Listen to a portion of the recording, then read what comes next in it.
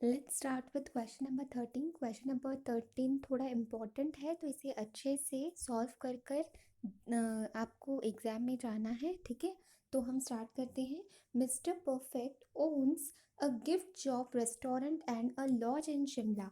ठीक है, तो मिस्टर परफेक्ट जो है ना, वो क्या क्या ओन कर रहे हैं। एक तो उनके पास गिफ्ट शॉप है, दूसरा रेस्टोरेंट है, तीसरा क्या है, उनके पास लॉज है। और ये तीनों भी कहाँ पर है, शिमला के अंदर है। इट मीन्स इनको तीन जगहों से रेवेन्यू आने वाला है, गिफ्ट शॉप, रेस्टोरेंट और लॉज से। ठीक है, typically he operates this only during the season period of 4 month during a year.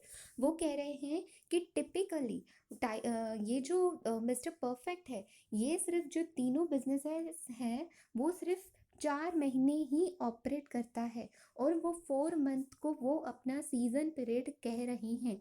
पूरे साल में से 4 महीने ही ये ऑपरेशन करेंगे, और उन 4 मंथ्स को हम क्या करेंगे, कहेंगे सीजन पीरियड। ठीक है, आगे लिखा हुआ है for the past season. Past season की बात करें, the occupancy rate in the lodge was 90%।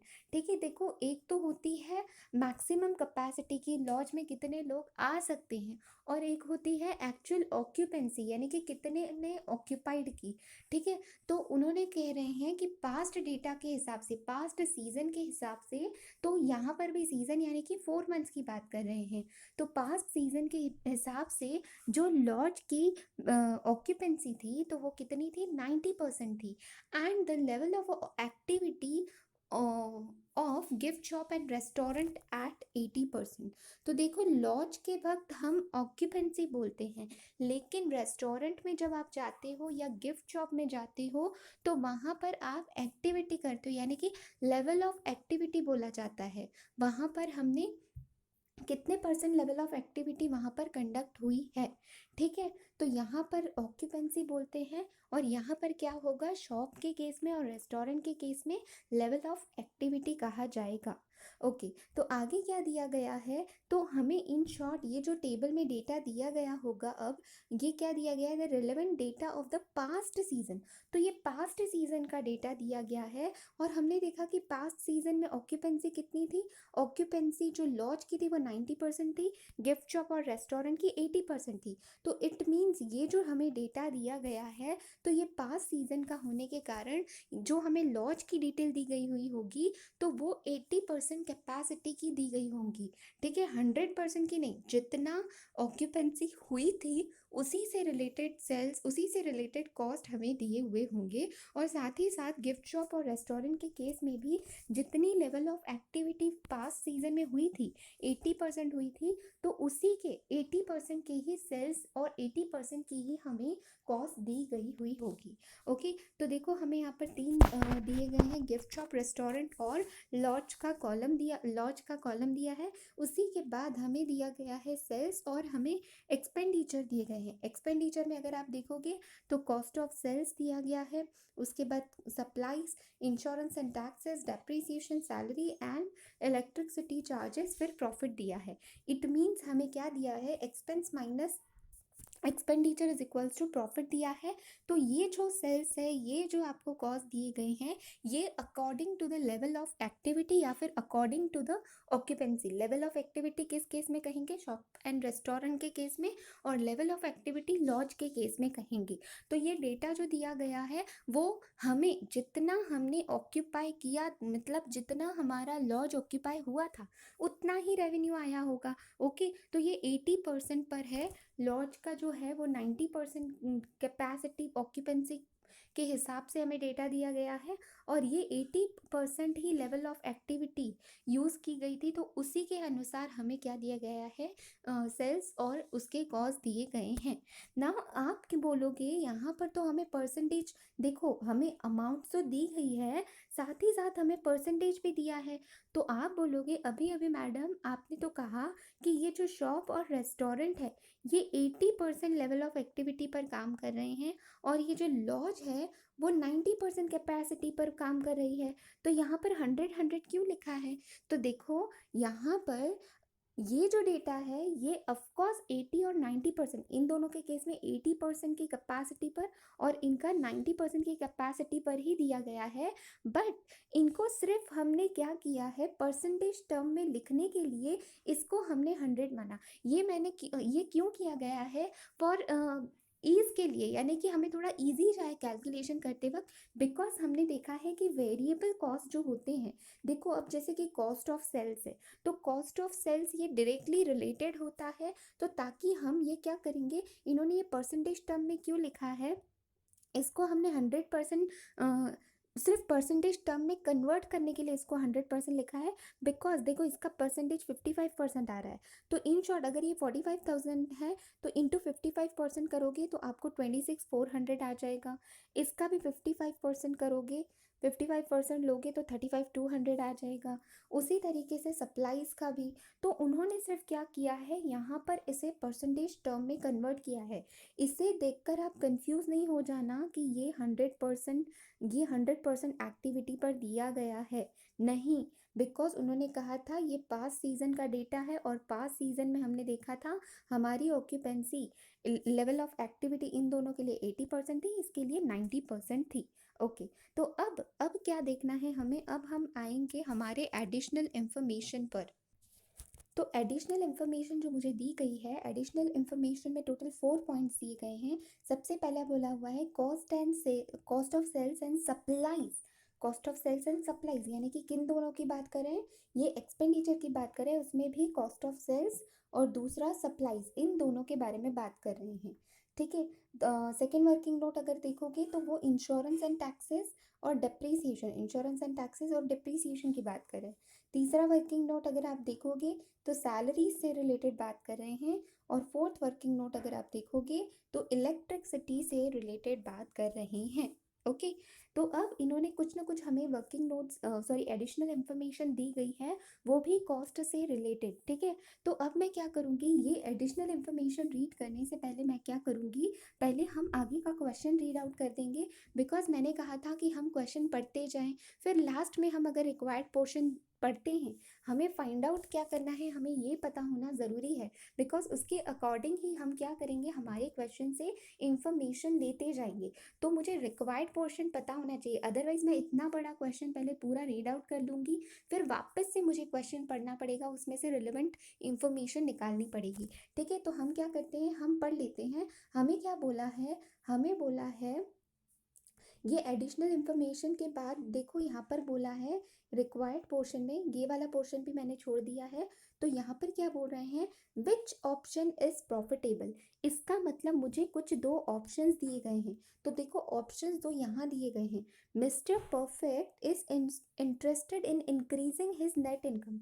जो ये मिस्टर परफेक्ट है, तो वो क्या करना चाहते हैं, वो अपना नेट इनकम जो है वो इंक्रीज करना चाहते हैं। The following two options are under his consideration. और उसके पास फॉलोइंग दो ऑप्शंस दिए गए हैं।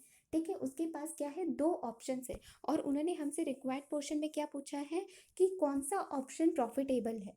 ठीक है, तो इन शॉर्ट ये हमें दो ऑप्शंस दिए गए हैं, तो इन दोनों ऑप्शंस में से हमें बताना है उसे कि मोर प्रॉफिटेबल ऑप्शन कौन सा है। ओके, तो हमें ये दो ऑप्शंस पढ़ने पड़ेंगे। साथ ही साथ उन्होंने क्या बोला है, suggest mister perfect any other alternative based upon the above figures which can be adopted to more net profit। तो उन्होंने बोला है कि अगर आप कोई और अल्टरनेट मेथड भी चाहो तो आप बता सकते हो, ताकि मोर प्रॉफिट आ सके, ज़्यादा प्रॉफिट आ सके। ठीक है, तो ये ना एज गुड एज आप ये बोल सकते हो कि ये जो क्वेश्चन पूछा है कि सजेस्ट करो, इट मीन्स कि वो हमसे एडवाइस मांग रहे हैं कि अगर आपके पास कोई और अल्टरनेटिव मेथड है तो वो भी बताओ। पहला क्वेश्चन क्या था, इन दोनों में से मोर प्रॉफिटेबल, उन्होंने सिर्फ पूछा है मोर प्रॉफिटेबल बताओ। फिर दूसरा क्या पूछ रहे हैं कि आपके पास कोई और सजेशन होगी, कोई और तरीका प्रॉफिट बढ़ाने का, तो वो आप हमें बताओ। एंड ब्रैकेट में देखो बहुत ही इंपॉर्टेंट चीज़ लिखी हुई है, वो ये है कि use incremental revenue differential cost approach. तो देखो यहाँ पर जो आपको दो ऑप्शंस दिए गए होंगे ना, तो उसमें आपने incremental revenue differential cost, revenue जो है वो इंक्रीमेंटल बेसिस पर, और कॉस्ट भी जो है वो डिफरेंशियल बेसिस पर लेकर ही आपको आंसर प्रॉफिट निकालना है। इन शॉर्ट जो आप प्रॉफिट निकालोगे दोनों भी ऑप्शन में, वो इंक्रीमेंटल अप्रोच से आपको निकालना है। तो सबसे पहले आप रीड करते हैं फर्स्ट वाला ऑप्शन। तो उसमें लिखा हुआ है to continue the operation during the season period. उन्होंने क्या बोला है, अपने ऑपरेशंस को कंटिन्यू रखने के लिए ड्यूरिंग द सीजन पीरियड। हमने देखा था हमारा सीजन पीरियड कितना है, 4 मंथ। जो मिस्टर परफेक्ट है ना, 12 महीने में से सिर्फ 4 मंथ्स ही काम करता है और उसे वो सीजन पीरियड कहता है। तो 4 मंथ का हमारा सीजन पीरियड है। तो वो क्या कह रहे हैं, to continue to the operation, operation continue करने के लिए only by inserting advertisement newspaper, thereby occupancy rate to reach 100% in case of a lodge and 90% level of activity in case of a gift shop and a restaurant. The cost of advertisement are estimated at 12,000। तो इसका मतलब आप समझ रहे हो, इसमें इन्होंने क्या बोला है कि अगर उन्होंने पहला ऑप्शन क्या बोला है कि जो हमारी देखो करंट सिचुएशन, आपको क्वेश्चन में हम ऑलरेडी फर्स्ट पैराग्राफ में देख चुके हैं, पास सीजन की, सॉरी ठीक है, पास सीजन की उन्होंने बताया था कि पास सीजन में क्या था, हमारी लॉज की ऑक्यूपेंसी 90% थी और गिफ्ट शॉप ऑफ और रेस्टोरेंट की 80% थी। अब उन्होंने मिस्टर परफेक्ट ने ऑप्शन क्या दिया है, पहला कि अगर आप सिर्फ न्यूज़पेपर में एडवर्टाइजमेंट करते हो कि हमारा होटल है, हमारे पास लॉज है, आप आओ, तो कस्टमर उससे अट्रैक्ट होकर हो सकता है कि आपकी ऑक्यूपेंसी बढ़ जाए।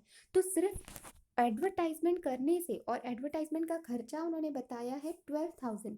तो ये सिर्फ करने से क्या हो रहा है, आपकी लॉज की जो ऑक्यूपेंसी थी, ऑक्यूपेंसी रेट 100% पर चला जाएगा ऑफ द लॉज एंड 90%। तो लॉज की पहले ऑक्यूपेंसी कितनी थी, 90%, अब वो कितनी हो गई, 100%। एंड 90% लेवल ऑफ एक्टिविटी बोला है in respect of gift shop and restaurant. Gift shop and restaurant की पहले एक्टिविटी लेवल कितनी थी, 80%। अब अगर आप एडवर्टाइज करते हो तो वो 90% पर चली जाएगी। पहले कितनी थी, 80%, अब वो 90% पर चली जाएगी। तो ये है हमारा पहला ऑप्शन। ओके, दूसरा ऑप्शन क्या बोल रहे हैं, to continue operation throughout the entire period. देखो यहाँ पर सीजन पीरियड की बात कर रहे थे, यानी कि 4 मंथ्स की बात कर रहे थे। यहाँ entire, through out the entire period बोल रहे हैं, इसका मतलब 12 मंथ्स की बात कर रहे हैं। आगे देखो लिखा भी हुआ है entire period of 12 month comprising of, और इस 12 मंथ में आपको पता है, इस 12 मंथ में 4 मंथ्स तो हमारा सीजन पीरियड होता है और जो रिमेनिंग 8 मंथ्स होंगे वो ऑफ सीजन पीरियड होता है। तो उन्होंने भी वही हमें ब्रीफली लिखकर बताया है कि कंप्राइजिंग सीजन पीरियड 4 मंथ्स का एंड ऑफ सीजन पीरियड कितने का है, 9 मंथ्स का है। द ऑक्यूपेंसी रेट, अब वो ऑक्यूपेंसी रेट बता रहे हैं, अगर हम पूरा साल काम करते हैं तो वापस हमारा ऑक्यूपेंसी रेट चेंज होगा, और सीजन पीरियड का ऑक्यूपेंसी रेट अलग होगा और ऑफ सीजन पीरियड का ऑक्यूपेंसी रेट अलग होगा। तो वही हमें बताया है। तो कहा है कि occupancy rate is expected at 90% and 40% during season period and off season period respectively in case of a lodge. ठीक है, तो अब देखो ये आपने टेबल बनाते जाना है, सिर्फ लॉज की बात कर रहे हैं। तो पहले तो वो बात कर रहे हैं सीजन पीरियड की, 90% ड्यूरिंग सीजन पीरियड। तो सीजन लिखो आप यहाँ पर, सीजन पीरियड में 90% और ऑफ सीजन पीरियड में कितना होगा, ऑफ सीजन पीरियड में बोला है 40%।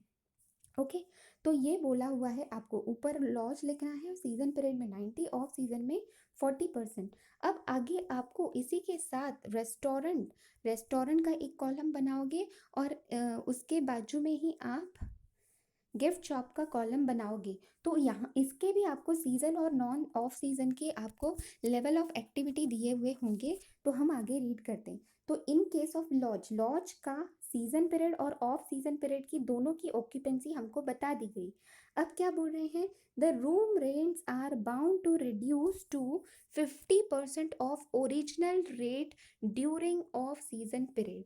अब वो क्या बोल रहे हैं, जो रेंट है, जो रेंट लॉज के ऊपर, जो आप लॉज में क्या करते हो, रूम्स प्रोवाइड करते हो, तो वो रूम्स जो आप प्रोवाइड करोगे उसके लिए जो रेंट चार्ज करते हो, वो रेंट रिड्यूस हो चुका है 50% ऑफ ओरिजिनल रेट से। जो ओरिजिनल रेट था उससे 50% कम हो गया है। तो इट मीन्स हमारा जो, ये कब की बात कर रहे हैं, during the off season period. जो हमारा सीजन पीरियड है उसमें तो नॉर्मल ही जितना हम चार्ज करते थे उतना ही होगा, लेकिन सिर्फ ऑफ सीजन में क्या हो रहा है, हमारा जो 50% हमें रेंट पर डिस्काउंट देना पड़ेगा, 50% हमारा प्राइस कम हो जाएगा, रेंट हम कम चार्ज करेंगे। ठीक है, आगे बोला है द लेवल ऑफ एक्टिविटी। तो ये तो पूरी बात हुई लॉज की बात की, और उसमें हमने रूम रेंट की बात की, लॉज दोनों भी केसेस में बात की, ऑफ सीजन पीरियड और सीजन पीरियड में। अब बात कर रहे हैं level of activity of gift shop and restaurant is expected at. तो उनकी लेवल ऑफ एक्टिविटी दोनों की कितनी रहेगी, एट 80% एंड 30% ड्यूरिंग सीजन। तो सीजन पीरियड में 80% रहेगी, एंड ऑफ सीजन पीरियड, तो ऑफ सीजन में 30 पीरियड होगी। ठीक है, ऑफ सीजन पीरियड में 30% होगी रिस्पेक्टिवली। तो इनकी भी लेवल ऑफ हमें बता दी एक्टिविटी, सीजन पीरियड की अलग, ऑफ सीजन पीरियड की अलग। बट उन्होंने भी क्या बोला है, देखो लॉज के केस में हम रेंट चार्ज करते थे, एंड लेवल गिफ्ट शॉप और रेस्टोरेंट के केसेस में भी जो हम प्राइस चार्ज करते थे उनसे, तो उसमें भी हमने क्या किया है, ऑफ सीजन पीरियड में आपको वहाँ पर भी डिस्काउंट देना पड़ेगा, बिकॉज ऑफ सीजन में ऑलरेडी बहुत लोग कम आते हैं, तो वहाँ पर हमें डिस्काउंट प्रोवाइड करना पड़ेगा। तो डिस्काउंट कितना प्रोवाइड कर रहे हैं, 5% of the original rate will have to be offered during off season period. तो याद रखना, ये जो हम डिस्काउंट दे रहे हैं रेंट के ऊपर 50% और बाकी शॉप और रेस्टोरेंट के ऊपर 5% का डिस्काउंट, तो ये सिर्फ हम ऑफ सीजन में दे रहे हैं। ठीक है, तो इससे भी हमें ये दो ऑप्शंस बताए हैं, तो पहला ये ऑप्शन, दूसरा ये ऑप्शन। तो हमें क्या है, इंक्रीमेंटल प्रॉफिट निकाल कर बताना है। ठीक है, तो अब मैं क्या करती हूँ, सबसे पहले मैं आपको क्या करती हूँ, यही जो हमने पढ़ा अभी तक, इसको मैं आपको डायग्राम के थ्रू समझा देती हूँ। सबसे पहले तो आपको मिस्टर परफेक्ट है जो ऑपरेट कर रहे हैं एक ही सीजन के लिए, 4 मंथ का सीजन है। पास्ट रिलेटेड आपको डेटा दिया गया है, पास्ट 4 मंथ, पास्ट सीजन का, मतलब जो पिछला सीजन था 4 महीने का, तो उसमें उन्होंने बताया है कि ये क्या ओन कर रहा है, गिफ्ट शॉप, रेस्टोरेंट और लॉज। गिफ्ट शॉप और रेस्टोरेंट की जो लेवल ऑफ एक्टिविटी होती है वो पास्ट सीजन की 80% थी, और लॉज की जो ऑक्यूपेंसी थी, लॉज के लिए ऑक्यूपेंसी वर्ड यूज़ होगा, और शॉप और रेस्टोरेंट के लिए लेवल ऑफ एक्टिविटी, तो वो 90% थी। तो इसके हिसाब से in in activity, in level of activity या इस लेवल की ऑक्यूपेंसी के हिसाब से आपको नीचे सेल्स और सारे कॉस्ट दिए गए थे और प्रॉफिट दिया गया था। ठीक है, फिर उसके बाद आपको अभी उससे रिलेटेड एडिशनल इन्फॉर्मेशन भी दी थी, सारे कॉस्ट से रिलेटेड, जो अभी तक हमने पढ़ी नहीं है, लेकिन हमने दो ऑप्शंस पढ़े। क्वेश्चन में हमें बोला है कि कौन सा ऑप्शन मोर प्रॉफिटेबल है।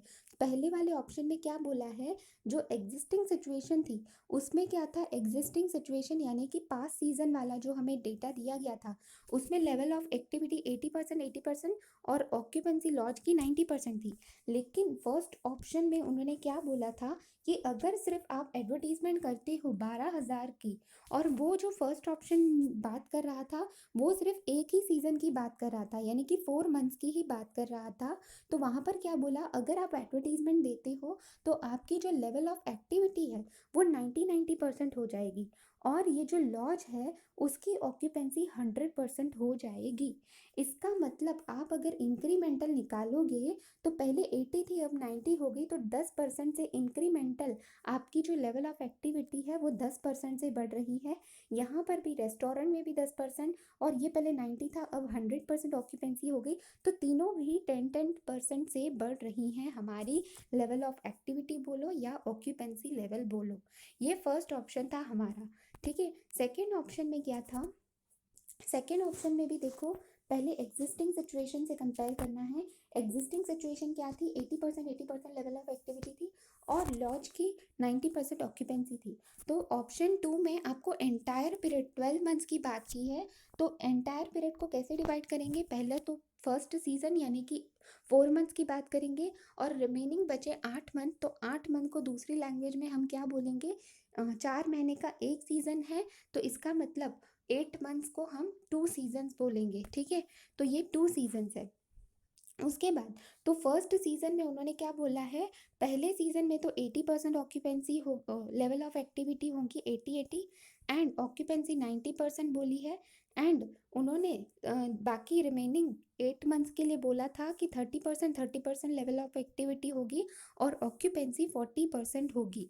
ठीक है, तो अब देखो इस केस में अगर आप ऑब्जर्व करोगे तो ये जो सीज़न की बात करें, 4 मंथ जो सीज़न पीरियड है अगर उसकी बात कर रहे हैं, तो यहाँ वाला डेटा और यहाँ वाला डेटा, सीजन पीरियड का मतलब जो ऑक्यूपेंसी या लेवल ऑफ एक्टिविटी है वो सेम ही है। आप ऑब्जर्व करो यहाँ पर और यहाँ पर जो लेवल ऑफ एक्टिविटी या ऑक्यूपेंसी है वो सेम ही है। तो सेम होने की वजह से ये 4 मंथ का सीजन पीरियड हमारे लिए इररिलेवेंट हो गया।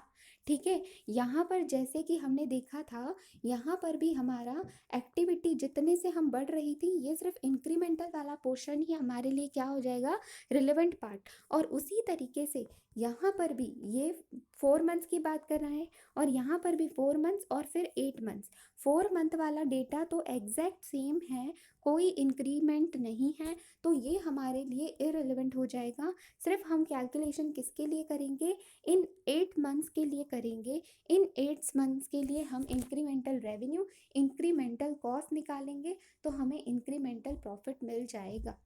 और यहाँ पर भी आप क्या करोगे, इंक्रीमेंटल रेवेन्यू इनके लिए निकालोगे, फिर उसमें से इंक्रीमेंटल कॉस्ट लेस करेंगे तो हमें इंक्रीमेंटल प्रॉफिट मिल जाएगा। तो अप्रोच समझ गया आपको। आपको क्वेश्चन में पूछा था कि आपने प्रॉफिट निकालना है वो भी इंक्रीमेंटल बेसिस पर, दोनों में से कौन सा ऑप्शन प्रॉफिटेबल है। तो प्रॉफिट निकालने के लिए पहले आपको डिफरेंशियल डेटा निकालना पड़ेगा। तो यहाँ पर हमने डिफरेंशियल डेटा निकाल दिया कि इतनी लेवल ऑफ एक्टिविटी है जो कि डिफरेंशियल इंक्रीमेंटल है। तो इसी से रिलेटेड हम क्या करेंगे, इसी से रिलेटेड हम रेवेन्यू, इसी से रिलेटेड कॉस्ट निकालेंगे, जो भी डिफरेंस आया वो हमारे लिए प्रॉफिट होगा। और यहाँ पर भी ये जो सिर्फ 8 मंथ्स वाला जो पार्ट है, 30-40% level of activity yes occupancy, तो इसी के लिए सिर्फ हम क्या करेंगे, कैलकुलेशंस करेंगे। और कैलकुलेशंस करने के बाद आप क्या करोगे, इंक्रीमेंटल रेवेन्यू और इंक्रीमेंटल कॉस्ट निकालोगे, तब आपको प्रॉफिट मिलेगा। और इन दोनों ऑप्शंस का आप कंपैरिजन करोगे तो जहां आपको प्रॉफिट जाता आता है तो वो आंसर आपको देना है। ओके, तो अब हम आते हैं, अब हमें इंक्रीमेंटल रेवेन्यू और इंक्रीमेंटल कॉस्ट निकालने से पहले जो कॉस्ट की डिटेल्स दी गई थी, तो कॉस्ट की जो डिटेल्स दी गई थी उसमें से हमें क्या करना पड़ेगा, जो कॉस्ट है उससे हमें कौन सी कॉस्ट फिक्स्ड है, कौन सी कॉस्ट वेरिएबल है, उसे डिवाइड करना पड़ेगा। नाउ क्वेश्चन है, आप बोलोगे कि हम इसे क्यों डिवाइड करेंगे, बाइफरकेट क्यों करेंगे, बिकॉज आपको पता है जब मैं इंक्रीमेंटल अप्रोच फॉलो करती हूँ तब यहाँ पर इंक्रीमेंटल रेवेन्यू तो चलो मैं ले लूँगी एक्टिविटी के हिसाब से या ऑक्यूपेंसी के हिसाब से, लेकिन जो कॉस्ट है तो फिक्स्ड कॉस्ट जो होता है वो हमारे लिए इररिलेवेंट होता है। तो मुझे जितने भी कॉस्ट दिए गए हैं उसमें से मुझे फिक्स्ड कॉस्ट को अलग करना पड़ेगा, बिकॉज जो प्रोडक्ट के हिसाब से, लेवल ऑफ एक्टिविटी बढ़ने के हिसाब से वेरिएबल कॉस्ट भी चेंज होता है, तो मेरे लिए सिर्फ वेरिएबल कॉस्ट ही रिलेवेंट होगा। तो इस वजह से जो हम एडिशनल इंफॉर्मेशन पढ़ेंगे कॉस्ट से रिलेटेड, तो वहाँ पर आपको बहुत केयरफुली रीड करना है कि कॉस्ट, कौन सा कॉस्ट फिक्स्ड है, कौन सा कॉस्ट जो है वो क्या है, वेरिएबल है। ठीक है, बिकॉज फिक्स्ड कॉस्ट हमारे लिए रिलेवेंट नहीं होने वाला। बट एक बात और ध्यान में रखो, जो फिक्स्ड कॉस्ट पूरे एंटायर पीरियड 12 मंथ्स के लिए दी होगी वो आपके लिए इररिलेवेंट होती है। लेकिन कुछ कॉस्ट आपको ऐसी भी मिलेंगी फिक्स्ड कॉस्ट जो कि एक सीजन के लिए फिक्स्ड है। सपोज 5,000 हम किसी को इंश्योरेंस, सॉरी, 5,000 सपोज मैं सैलरी दे रही हूँ, और वो जो सैलरी मैं देती हूँ वो 4 मंथ एक सीज़न के लिए है। लेकिन जैसे ही आप सीज़न बढ़ाते हो, आप अगले 8 मंथ्स यानी कि 2 सीजन्स आ गए आपके, तो इसके हिसाब से भले ही ये सीज़न के हिसाब से जब मैं देखती थी तब ये मुझे फिक्स लगता था, लेकिन अभी 2 सीजन्स और बढ़ गए, तो इससे क्या होगा, सीज़न बढ़ने से ये मेरी फिक्स्ड कॉस्ट भी बढ़ेगी। अगर ये पूरी एंटायर 12 मंथ की होती तो मैं उससे वो मेरे लिए रिलेवेंट नहीं होती, लेकिन ये 4 मंथ की दी हुई है, फिर और मुझे ये सेकंड ऑप्शन वाला काम करना है, तो फिर मुझे वो रिलेवेंट हो जाएगी। अगर आपको यहाँ पर नहीं भी समझा ये वाला पॉइंट तो ज़्यादा स्ट्रेस नहीं दो, मैं आपको क्वेश्चन सॉल्व करते वक्त एक्सप्लेन कर दूंगी। तो अब हम क्या करेंगे, फटाफट से हम क्या करते हैं, जो एडिशनल इन्फॉर्मेशन हमारी रही हुई थी क्वेश्चन की वो हम रीड आउट कर लेंगे। ओके, तो एडिशनल इन्फॉर्मेशन देखो, क्वेश्चन में आओ। ये हमें दिया गया था क्वेश्चन में, सबसे पहले वापस दिखाती हूँ। मुझे ये टेबल में दिया गया था सेल्स और एक्सपेंडिचर। एक्सपेंडिचर में देखो कॉस्ट ऑफ सेल्स आ गया, फिर सप्लाईज आ गया, फिर इंश्योरेंस एंड टैक्सेस आ गए, डेप्रिसिएशन, सैलरीज, इलेक्ट्रिसिटी चार्जेस। अब इनसे रिलेटेड एडिशनल इंफॉर्मेशन जो है, तो सबसे पहले क्या आती है, सबसे पहले है cost of sales and supply से रिलेटेड, जिसके लिए बोला है very directly with the occupancy rate in a lodge and level of activity in case of gift shop and restaurant. In short क्या बोला है, ये जो हमारा कॉस्ट ऑफ सेल्स और सप्लाईज है ये वेरी करती है, और वेरी कैसे करती है, डायरेक्टली। डायरेक्टली किसके बेसिस पे, लॉज के केस में ऑक्यूपेंसी, और बाकी गिफ्ट शॉप और रेस्टोरेंट के केस में लेवल ऑफ एक्टिविटी। तो ये डायरेक्टली वेरी करते हैं, तो ये दोनों भी क्या हो गए, मेरे लिए वेरिएबल कॉस्ट हो गए। सप्लाईज और ये जो कॉस्ट ऑफ सेल्स है ये दोनों भी मेरे लिए वेरिएबल कॉस्ट हो गए। ओके, आगे क्या दिया गया है, insurance and taxes and depreciation are for the entire period of 12 months. तो मैंने कहा था जो भी आपको, ये हमारे लिए क्या हो गई, एंटायर पीरियड 12 मंथ के लिए दी गई है, तो ये हमारे लिए इररिलेवेंट हो जाएगी, बिकॉज हम इसे फिक्स्ड कॉस्ट मानेंगे। एज गुड एज इसे हम क्या मानेंगे, फिक्स्ड कॉस्ट। तो आप देखो यहाँ पर आपने बाजू में ही लिखते जाना है, insurance and taxes and depreciation, ये दोनों क्या है, फिक्स्ड कॉस्ट है। पहली 2 कॉस्ट वेरिएबल थी, नेक्स्ट 2 कॉस्ट हमको फिक्स्ड मिली, पूरे 12 मंथ्स की है। और देखो ये कॉस्ट ऑफ सप्लाईज और ये जो है ये आपको डायरेक्टली वेरी कर रही है, तो ये आपको वेरिएबल कॉस्ट होंगी। ठीक है, आगे बात करता है सैलरीज की। तो सैलरीज की बात करते वक्त कह रहे हैं salaries paid are for the season period. तो देखो केयरफुली वर्डिंग्स को पढ़ना है, सैलरी जो हम पे कर रहे हैं वो सीजन पीरियड यानी कि 4 मंथ्स की दी गई है, 4 मंथ्स, एक्सेप्ट एक्सेप्ट किसको छोड़कर, चौकीदार फॉर अ लॉज। तो देखो आपको ना 3 कॉलम्स दिए गए हैं, सबसे पहले तो गिफ्ट शॉप, रेस्टोरेंट और लॉज दिया गया है। ठीक है, तो ये जो आपका लॉज है, लॉज की सैलरी, सैलरी लॉज की जो 25,200 है, इसमें से वो क्या बोल रहे हैं, salary paid is for the season, यानी कि ये जो सैलरी है ना ये सारी सैलरीज सीजन के लिए हैं, लेकिन सिर्फ लॉज की सैलरी के अंदर एक चौकीदार, एक्सेप्ट चौकीदार फॉर अ लॉज, एक्सेप्ट चौकीदार फॉर अ लॉज, लॉज में एक चौकीदार बंदा भी है जिसको आप 400 रुपये पर मंथ पे करते हो फॉर अ फुल ईयर। तो देखो आपको कॉस्ट जो दी गई है वो पर मंथ दी गई है, लेकिन उन्होंने बोला है कि ये चौकीदार को हम जो पे करते हैं वो फुल ईयर के लिए पे करते हैं। इसका मतलब ये जो लॉज की 25,200 है इनकम, तो ये सीजन के हिसाब से फिक्स्ड है, लेकिन इसमें से भी 25,200 में से भी 400 इंटू 12 अगर करते हो आप तो 4800 आता है। तो ये 4800 जो होगा ये पूरा 12 मंथ्स के लिए फिक्स्ड है। देखो 2 बाइफरकेशन हो गए सैलरीज के अंदर, आपको डायग्राम के थ्रू दिखाती हूँ मैं। ये समरी के हिसाब से देखो आपके जो एक्सपेंस थे, कॉस्ट ऑफ सेल्स और सप्लाई वो वेरी हो रहे थे with the level of occupancy, तो इसको हमने वेरिएबल कॉस्ट कह दिया। इंश्योरेंस एंड डेप्रीसिएशन आपकी फिक्स्ड कॉस्ट है, और ये पूरे एंटायर 12 पीरियड मंथ्स के लिए दिए गए हैं। तो ये एंटायर 12 मंथ्स वाले हमारे लिए इरेलीवेंट हो जाते हैं, इरेलीवेंट, ओके, बिकॉज पूरे एंटायर पीरियड का दिया है, तो मेरे ये डिसीजन में कोई काम में नहीं आने वाले। ये कैसे भी करो इंक्रीमेंटल में काम नहीं आएंगे, बिकॉज आप कुछ भी करो ये आपको पे करना ही करना है, ठीक है। उसके बाद कहा हमने सैलरीज के बारे में अगर आप देखोगे तो टोटल सैलरी आपको, अगर आप टेबल में देखोगे तो आपको 4800 25,000 दी गई है। लेकिन फिर उन्होंने क्या बोला है कि ये सारी जो सैलरी है ना, ये आपकी सैलरी सीजनल है, ठीक है, सीजनल यानी कि ये 4 मंथ्स की है। अगर उन्होंने बोला है 4 मंथ्स की है तो इट मीन्स ये क्या हुआ, ये फिक्स्ड ही है, फिक्स तो है लेकिन ये सीजन के लिए फिक्स्ड है, ठीक है। अगर आप सीजन इंक्रीज करते हो, आप अगर 2 सीजन और एक्स्ट्रा काम करते हो तो ये सीजन के हिसाब से आपकी प्राइस बढ़ेगी ही बढ़ेगी, ये कॉस्ट बढ़ेगा। देखो ये फिक्स्ड है लेकिन सीजन के लिए फिक्स्ड है, अगर आप एक्स्ट्रा सीजन काम करोगे तो ये भी कॉस्ट बढ़ जाएगी, ठीक है। तो इसको आप सेमी वेरिएबल भी बोल सकते हो, ओके। तो अब देखो दूसरा क्या है, फिक्स्ड। और उसमें से उन्होंने क्या बोला, ये जो 25,000 थे, 25,000 में से उन्होंने बोला कि एक चौकीदार बंदा जो था उसको हम 400 पर मंथ पे करते थे, और उसको जो हम पे करते थे पूरे साल का, फुल ईयर वहाँ पर वर्ड यूज़ किया था, तो 400 इंटू 12 करेंगे तो 4800 आया, और ये क्या है 12 मंथ्स के लिए है। तो याद रखना जब आप कैलकुलेशन करोगे दोनों भी ऑप्शंस में, तो ये जो दो कॉस्ट है ये आपके लिए पूरी इररिलेवेंट हो जाएगी, सिंपली आपने क्रॉस कर देना है।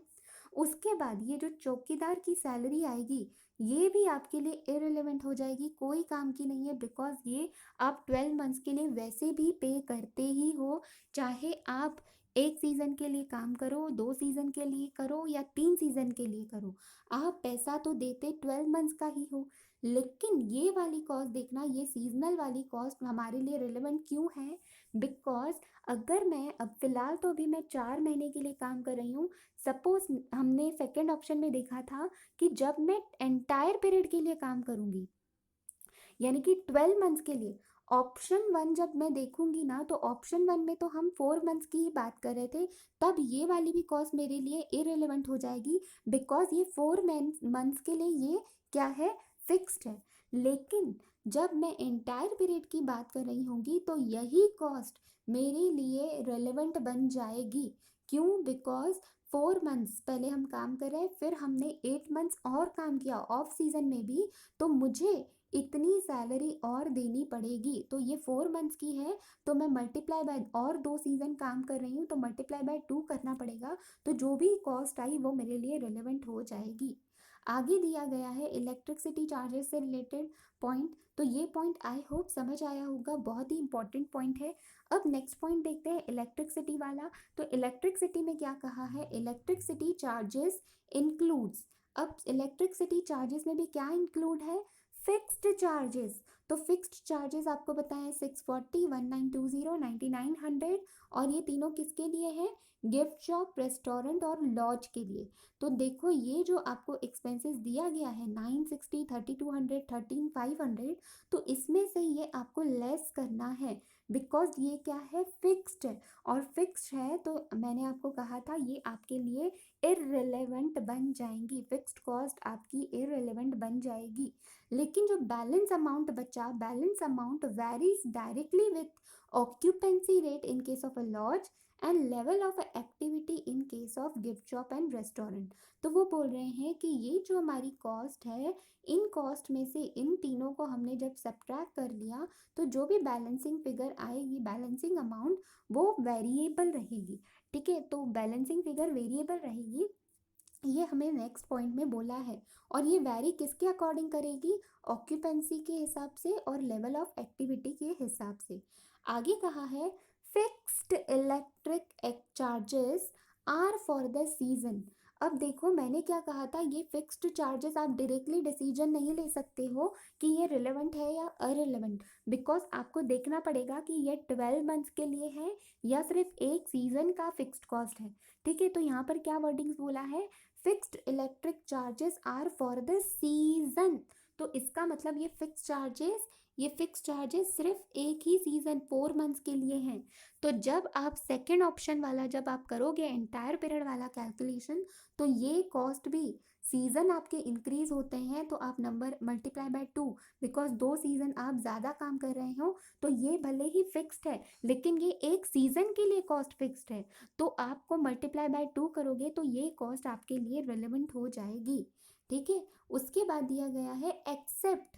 ठीक है, ये सारी चीज़ें क्या बोले उन्होंने कि ये सीजनल है लेकिन यानी कि 4 मंथ्स के लिए है, एक्सेप्ट किसको छोड़कर, लॉज का। अब लॉज की कॉस्ट कौन सी थी, फिक्स्ड कॉस्ट ये थी 9900।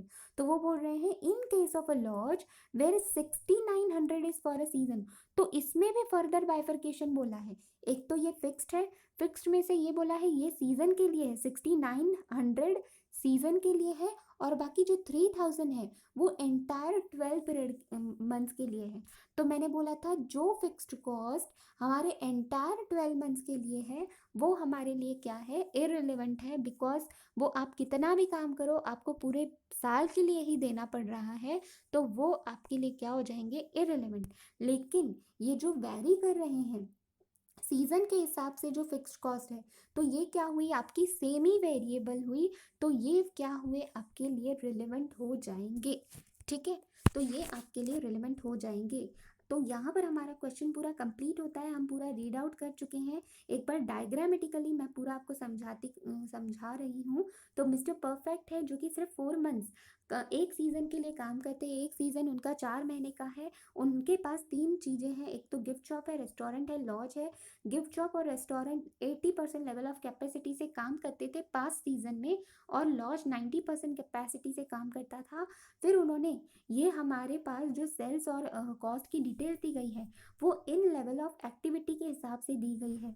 उन्होंने क्वेश्चन में ही बोला था ये पास्ट सीजन के हिसाब से, यानी कि पास्ट सीजन की लेवल ऑफ एक्टिविटी के अकॉर्डिंग दी गई थी।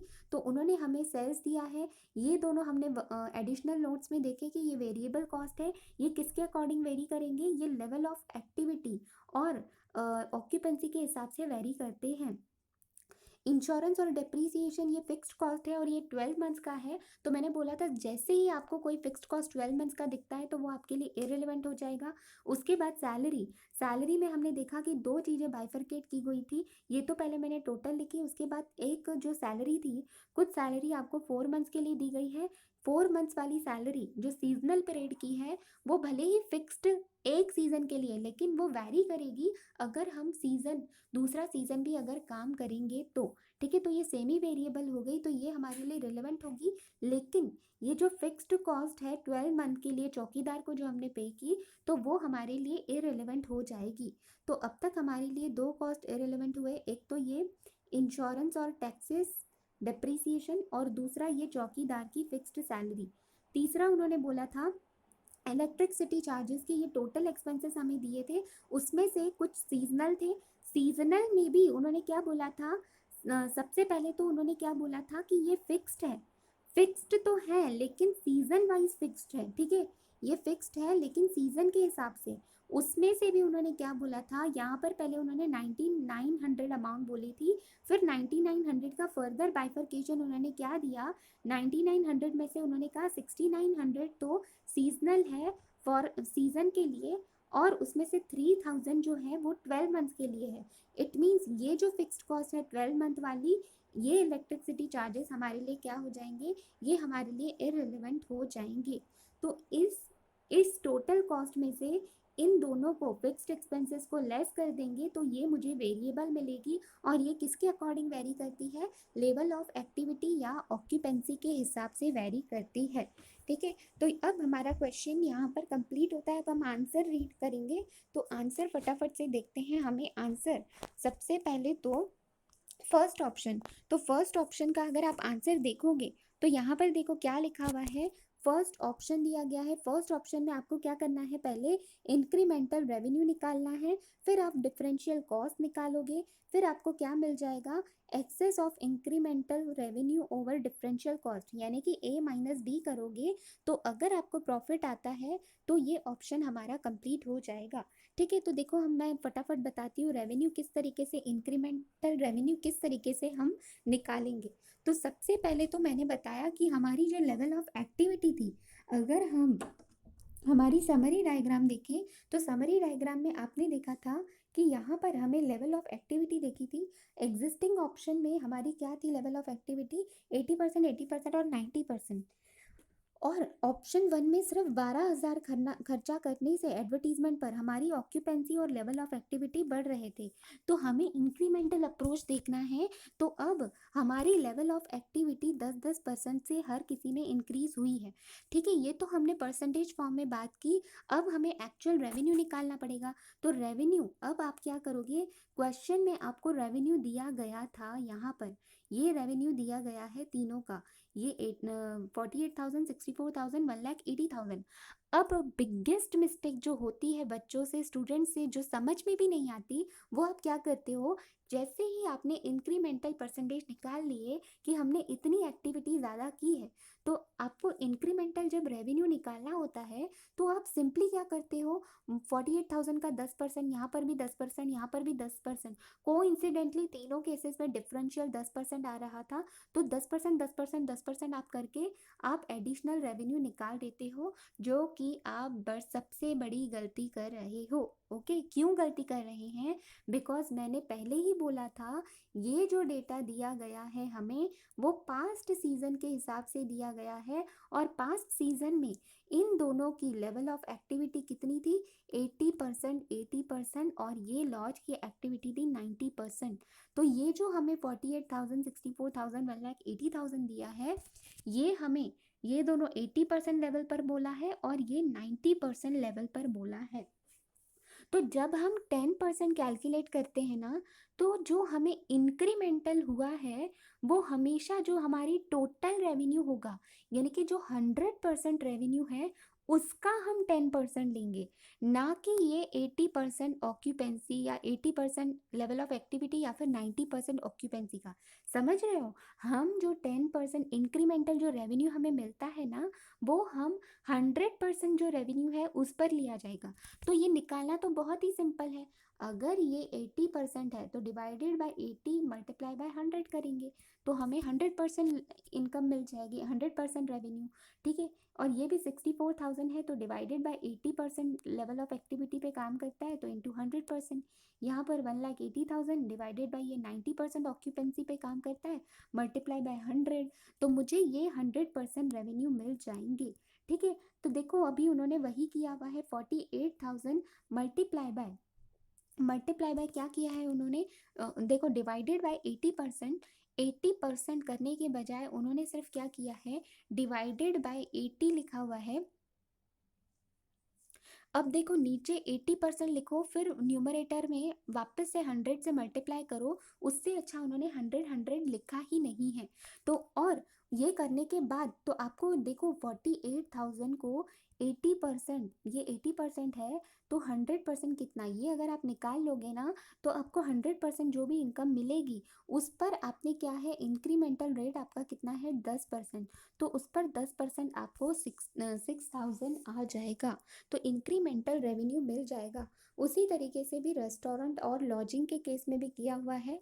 लॉजिंग का केस भी 64,000 डिवाइडेड बाय 80% अगर आप करते हो तो आपको आएगा, डिवाइडेड बाय 80%, 80% किया तो 80,000 आएगा, और 80,000 का तो ये 80,000 क्या होगी, हमारी 100% इनकम होगी।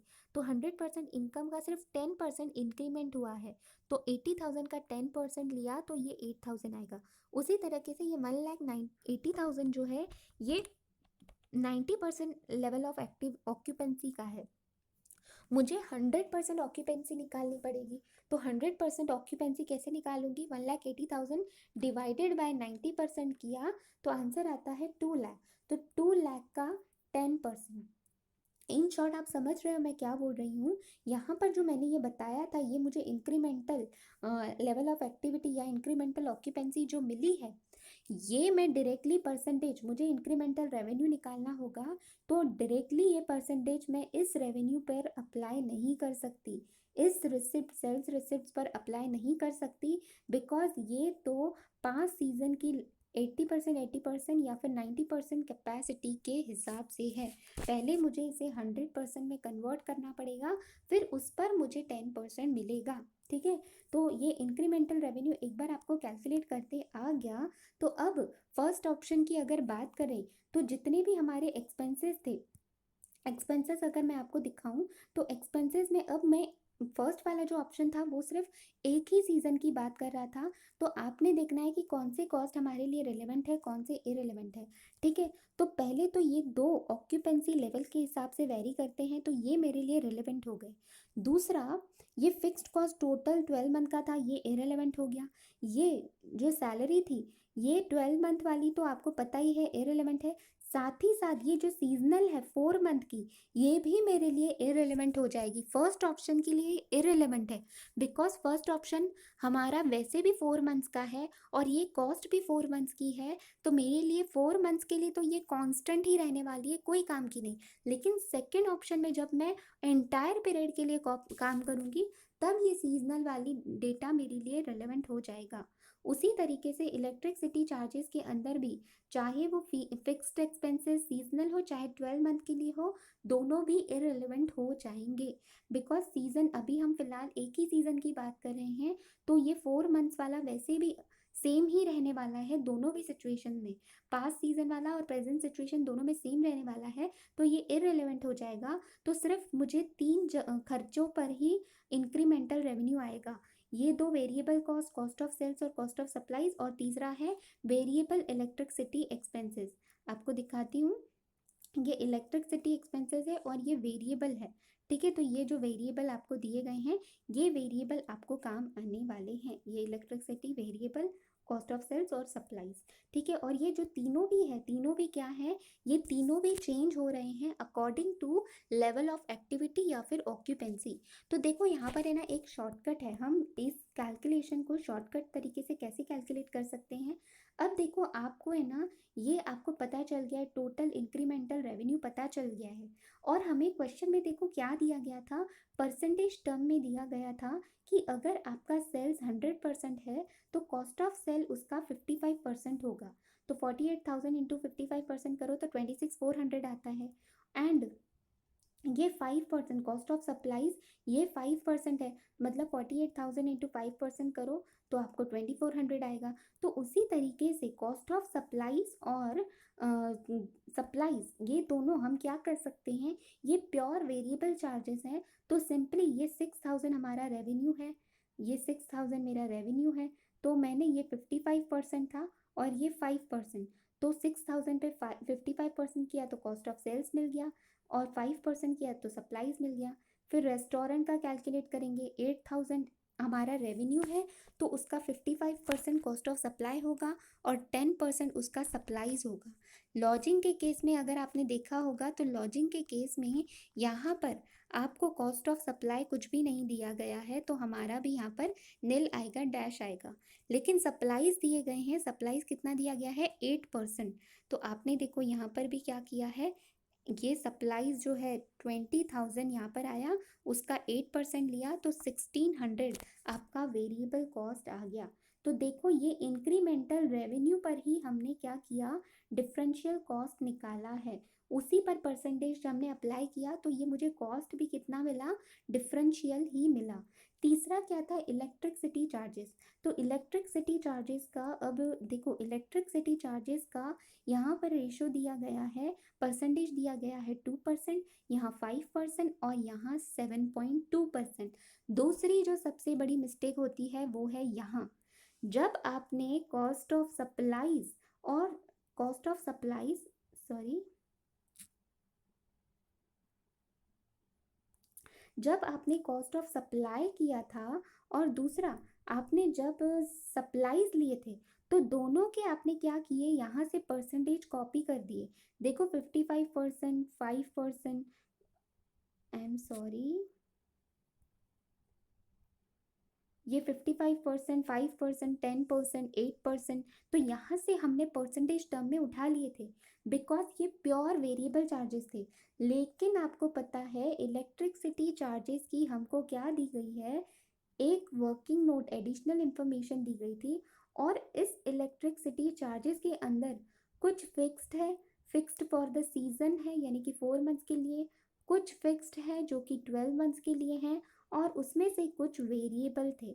तो इसीलिए ये प्योरली, ये जो परसेंटेज है ये प्योरली हम रेवेन्यू पर अप्लाई नहीं कर सकते, ये परसेंटेज हम यूज़ नहीं कर सकते बिकॉज फर्स्ट क्वेश्चन में सिर्फ हमें फिक्स्ड कॉस्ट हमारे लिए इरेलेवेंट है। तो ये परसेंटेज जो निकाला गया है ये तीनों कॉस्ट को, फिक्स्ड और वेरिएबल दोनों को कंसीडर करने के बाद निकाला गया है। इलेक्ट्रिसिटी चार्जेस के केस में कॉस्ट ऑफ सप्लाईज और सप्लाईज तो वो तो पूरे डायरेक्टली वेरी कर रहे थे, इसमें कोई फिक्स पोर्शन नहीं था, इसीलिए हमने इसका परसेंटेज ले लिया था। लेकिन इनका परसेंटेज हम डायरेक्टली अप्लाई नहीं कर सकते, तो इसके लिए हमें क्या करना पड़ेगा। तो देखो इसके लिए उन्होंने क्या किया है, ये चेंज हो रहे हैं according to level of activity या फिर ऑक्यूपेंसी। तो देखो आपको ना सबसे पहले तो इलेक्ट्रिसिटी चार्जेस जो दिए गए थे उसमें से ये जो इलेक्ट्रिसिटी चार्जेस है उसमें से उन्होंने बोला था कि इतना फिक्स्ड है, ठीक है। तो आप इन तीनों को लेस कर दोगे तो आपको वेरिएबल पोर्शन मिल जाएगा। तो देखो यहाँ पर वही वर्किंग नोट में किया है। तो देखो ये आपको पहले तो टेबुलर फॉर्म में दिया गया है, उसमें से ये फिक्स्ड है तो डिफरेंशियल इससे माइनस किया है हमने, इसका मतलब हमें वेरिएबल वाला पोर्शन मिल जाएगा। लेकिन ये वेरिएबल क्या है, ये वेरिएबल टेबुलर फॉर्म में दिया गया था और वो टेबल तो हमें 80% लेवल ऑफ एक्टिविटी या फिर 90% की लेवल ऑफ एक्टिविटी पे दिया था। लेकिन अभी तो हमें सिर्फ इंक्रीमेंटल 10% का चाहिए, तो हमने क्या किया, divided by 80%, divided by 90%, multiply by 10% कर दिया, तो मुझे ये इंक्रीमेंटल बेसिस पर इलेक्ट्रिसिटी चार्जेस मिल गए, ठीक है। तो ये देखो ये जो तीनों वर्किंग्स है ये हमने इस तरीके से कैलकुलेट की। आई होप आपको समझ आया होगा। तो इंक्रीमेंटल बेसिस पर यहाँ पर जिस तरीके से यहाँ पर हमने परसेंटेज यूज़ करके हमने कैलकुलेट किए, ये नहीं हम यूज़ कर रहे थे इलेक्ट्रिसिटी चार्जेस के केस में बिकॉज ये तो डायरेक्ट वेरिएबल थे। लेकिन इलेक्ट्रिसिटी चार्जेस के अंदर कुछ फिक्स्ड एक्सपेंसेस थे, कुछ वेरिएबल थे, तो डायरेक्टली हम वो उसका परसेंटेज नहीं ले सक रहे थे। तो उसको आपको इसी तरीके से करना पड़ेगा कैलकुलेशन। पहले तो वेरिएबल कॉस्ट निकाल लो, फिर उसे, ये पुरानी एक्टिविटी के हिसाब से थे तो आप 10% इंक्रीमेंटल के हिसाब से निकाल लोगे। तो आपको इसके हिसाब से देखो कॉस्ट आई 30, रेवेन्यू आया 34,000, कॉस्ट आई 11,000, तो आपको इंक्रीमेंटल एक्सेस इंक्रीमेंटल रेवेन्यू जो हो रहा है वो 23,000। लेकिन आपने फर्स्ट ऑप्शन को अप्लाई करने के लिए कुछ खर्चा किया था एडवर्टीजमेंट का, वो था 12,000। तो ये खर्चे को भी लेस करने के बाद जो आपकी एडिशनल इनकम आ रही है वो है 11,000, ठीक है। तो फर्स्ट ऑप्शन हमारा सॉल्व हो चुका है। अब आते हैं सेकंड ऑप्शन। तो सेकंड ऑप्शन का अगर आपको टेबल याद है तो सेकंड ऑप्शन में हमने क्या किया था, सेकंड ऑप्शन में हमारी जो लेवल ऑफ एक्टिविटी थी, पहले जो हम एग्जिस्टिंग सिचुएशन है तब तो हम सिर्फ 4 मंथ्स के लिए काम कर रहे हैं, लेकिन ऑप्शन 2 में उन्होंने क्या बोला कि हम एंटायर पीरियड 12 मंथ्स के लिए काम कर रहे हैं। पहले तो 4 महीने सीजन पीरियड है और बाकी 8 मंथ्स ऑफ सीजन पीरियड है। तो इसको भी हमने सीजन में कन्वर्ट किया, तो ये 4 महीने का अगर एक सीजन है तो 8 मंथ्स के कितने सीजन होंगे, 2 सीजन। तो 2 सीजन हमारे ऑफ सीजन पीरियड है। दूसरी बात हमने ये देखी थी कि इनके जो ये 4 मंथ की जो एग्जिस्टिंग सिचुएशन थी और यहाँ पर एंटायर पीरियड में जब 4 सीजन पीरियड था, तो ये दोनों भी सेम है, तो ये हमारे लिए इररिलेवेंट हो जाएगा। तो सिर्फ हमें जो कैलकुलेशन करना है वो इन 8 महीनों के लिए करेंगे, वो भी इंक्रीमेंटल बेसिस पर। ना ये जो रेवेन्यू देखो आपको दिया गया है परसेंटेज टर्म में, लेवल ऑफ एक्टिविटी या आपको लेवल ऑफ ऑक्यूपेंसी बताई है, तो ये परसेंटेज वापस से यहाँ पर गलती क्या होती है, आप क्या करते हो, ये जो क्वेश्चन में आपको रेवेन्यू दिया गया था, ये क्वेश्चन में जो रेवेन्यू दिया गया था इस पर हम ये डायरेक्ट 30% अप्लाई नहीं कर सकते, बिकॉज ये क्या है, ये 80% कैपेसिटी है, तो पहले इसको हमें 100% में कन्वर्ट करना पड़ेगा। तो सिंपली आप क्या करोगे, 48,000 डिवाइडेड बाई 80% इंटू 30% करोगे, 64,000 डिवाइडेड बाई 80% इंटू 30% करोगे, और लास्ट वाला देखो, मैं टेबल डायरेक्ट टेबल में ही दिखाती हूँ। तो देखो ये 48,000, 64,000, 1,80,000, ये हमने क्या कहाँ से लिया, फर्स्ट टेबुलर से लिया। ये क्या है, हमारी रेवेन्यू है। ये रेवेन्यू हमें, आपको पता है, वो 4 महीने की रेवेन्यू दी गई थी। लेकिन यहाँ पर अगर आप गौर से देखोगे तो ड्यूरिंग द सीजन, 4 महीने का जो सीजन पीरियड था, तो उसमें तो नील आ रहा है। तो यहाँ पर हमें जो ऑफ सीज़न है सिर्फ उसे ही कंसिडर करना है। ऑफ सीज़न हमारा 8 मंथ्स का था, तो 8 मंथ्स का मतलब ही क्या है, 4 महीने का एक सीज़न, तो 8 महीने के 2 सीजन्स हो गए। तो ये सैलरी जो दी गई थी, सॉरी रेवेन्यू जो दिया गया था क्वेश्चन में, ये 1 सीज़न का है। लेकिन अब हम 2 सीज़न 8 मंथ्स की बात कर रहे हैं, तो हमें सबसे पहले तो इस रेवेन्यू को 2 से मल्टीप्लाई करना पड़ेगा, बिकॉज हम 2 सीजन्स की बात कर रहे हैं। दूसरी बात, ये हमें अब इसमें हमें इंक्रीमेंटल बेसिस पर क्या करना है, रेवेन्यू फाइंड आउट करना है। तो इंक्रीमेंटल अप्रोच के हिसाब से 30%, 30%, 40% हमने कैलकुलेट किया था। लेकिन आप डायरेक्टली 30%, 30%, 40% अप्लाई नहीं कर सकते हो। पहले आपको जो आपको रेवेन्यू दिया गया था, ये पुरानी लेवल ऑफ एक्टिविटी के हिसाब से दिया गया था, जो कि हमारी थी 80, 80, 90%। तो पहले आपने इसको 100% में कन्वर्ट किया, फिर मल्टीप्लाई बाय 30% किया। ठीक है। दूसरा, आगे उन्होंने देखो आपको क्या बोला था कि गिफ्ट शॉप और रेस्टोरेंट जो है, उसके अंदर आप उनको 5% का डिस्काउंट देने वाले हो। तो 5% का डिस्काउंट दे दोगे, इसका मतलब जो आपको रेवेन्यू मिलेगा, जो आपको कलेक्शन मिलेगा, वो सिर्फ 95% ही मिलेगा। इसीलिए उन्होंने यहाँ पर 95% से मल्टीप्लाई किया है। साथ ही साथ लॉजिंग के केस में उन्होंने बोला था, ये जो रेंट जो हमें मिलेगा, उसका हम ऑफ सीजन पीरियड में, ये ऑफ सीजन पीरियड की याद रखना हम बात कर रहे हैं, तो ऑफ सीजन पीरियड में हम जो हमारा रेंट है, वो हम 50% डिडक्ट कर देंगे, 50% ही सिर्फ लेंगे। तो देखो यहाँ पर भी हमने क्या किया, 50% से मल्टीप्लाई किया, तो हमें क्या मिल गया, हमें मिल गए हमारे ऑफ सीजन का इंक्रीमेंटल रेवेन्यू। इन तीनों को टोटल किया तो इंक्रीमेंटल रेवेन्यू मिल गया। अब बात करते हैं डिफरेंशियल कॉस्ट की। तो कॉस्ट, जैसे कॉस्ट ऑफ सप्लाईज और सप्लाईज के बारे में पता है, वो तो डायरेक्टली रिलेटेड थे। तो जिस तरीके से फर्स्ट ऑप्शन में हमने किया था, उसी तरीके से क्या करेंगे, डायरेक्टली जो परसेंटेज है, परसेंटेजेस आपको पता थे, फर्स्ट में 55%, 55%, यहाँ पर 5%, 10%, 8% दिया था। तो उसी तरीके से हम क्या करेंगे, ये 30। अब यहाँ पर एक दूसरी मिस्टेक क्या होती है, अब देखो यहाँ पर है ना, पहले वाले ऑप्शन में हमने क्या किया था, यहाँ पर जो रेवेन्यू है, डायरेक्टली उस पर हमने परसेंटेज अप्लाई किया। फिर सेकंड वाले भी केस में क्या था, रेस्टोरेंट वाले केस में देखो यहाँ पर 4500 है, लेकिन ये जो परसेंटेज अप्लाई कर रहे हैं, ये तो 48,000 पर कर रहे हैं। तो ये कैसे आया, तो देखो ये किस तरीके से आया, मैं बताती हूँ। जब सिर्फ आप इतना कैलकुलेशन करोगे, 48,000 इंटू 2 इंटू 30 डिवाइडेड बाई 80 जब करोगे, तब आपको आंसर आएगा 36,000। ये जो है ना, ये इंक्रीमेंटल रेवेन्यू ही है। लेकिन देखो, कॉस्ट ऑफ सप्लाईज जो है, वो रेवेन्यू के ऊपर ही आपने निकाला है, लेकिन डिस्काउंट को बिना कंसिडर किए हुए। ये जो 5%, 5% और 50% का डिस्काउंट था, उसे विदाउट कंसिडर करके आपको फिगर निकालनी है।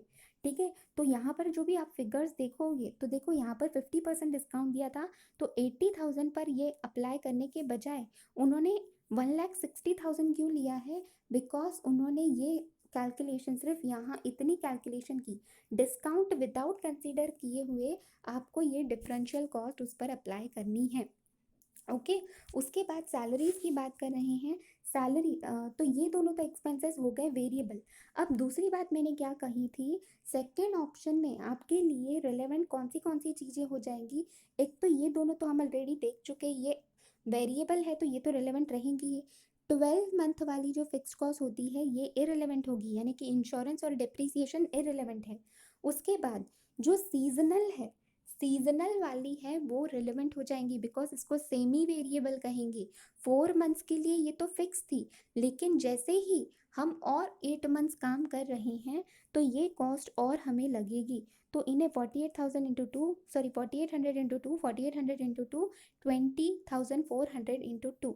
तो देखो सैलरीज पर आते हैं, तो देखो 4800 इंटू टू, 4800 इंटू टू, और यहाँ पर इसका डिफरेंस लोगे 16,200 सॉरी 21,000 समथिंग आएगा, इंटू टू किया तो ये आपको सीजन बिकॉज 2 सीजन अब हम ज़्यादा काम कर रहे हैं तो ये सीजनल फिक्स्ड कॉस्ट जो भले ही वो फिक्स्ड थी लेकिन सीजन के हिसाब से फिक्स थी। अगर वो एंटायर 12 पीरियड की फिक्स्ड होती तो वो इररिलेवेंट हो जाती थी। तो देखो इसमें से ना सैलरीज में से एक चौकीदार की सैलरी थी जो कि 400 पर मंथ थी, तो आप 12 मंथ्स के लिए दे रहे थे तो 4800 आता है। तो लॉजिंग के केस में वो 4800 आपने लेस कर दिए बिकॉज ये 4800 आपके लिए रेलेवेंट नहीं है। जो रिमेनिंग बचा उसको मल्टीप्लाई बाय 2 किया, ठीक है। तो ये सैलरीज हो गया। अब बात करते हैं इलेक्ट्रिसिटी एक्सपेंसेस की।